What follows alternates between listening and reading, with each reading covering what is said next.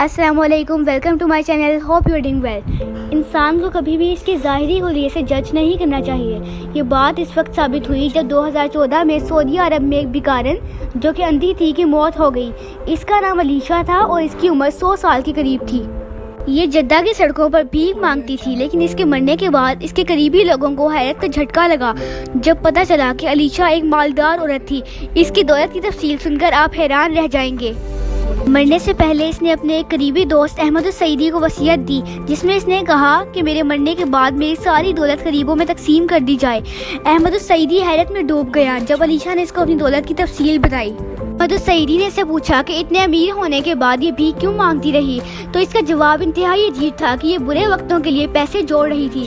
تو اس کے پاس اتنا پیسہ کہاں سے آیا، یہ ایک معمہ ہی بنا رہا۔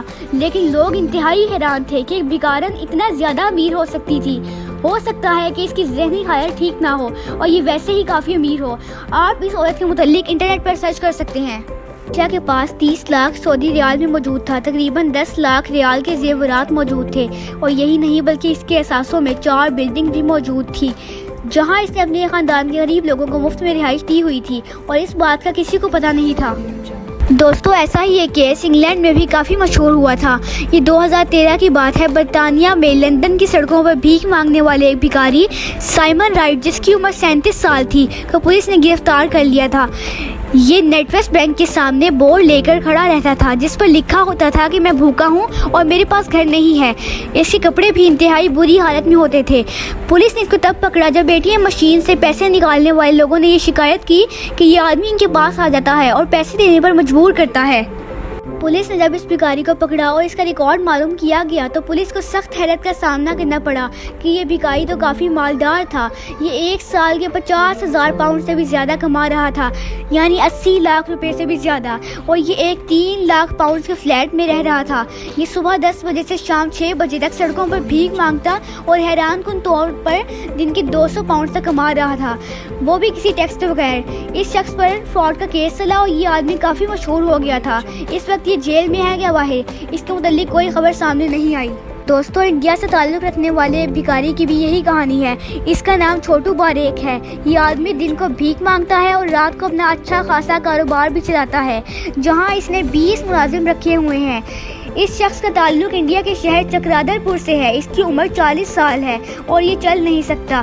یہ دن کو بھیک مانگتا ہے اور مہینے کے 30,000 روپے تک کما لیتا ہے۔ اس نے پیسے اکٹھے کر کے ایک ڈالوں اور میوہ جات کی دکان کھولی ہوئی ہے۔ اس کے علاوہ یہ ایک بیوٹی پروڈکٹس کی چھوٹی سی کمپنی بھی چلاتا ہے۔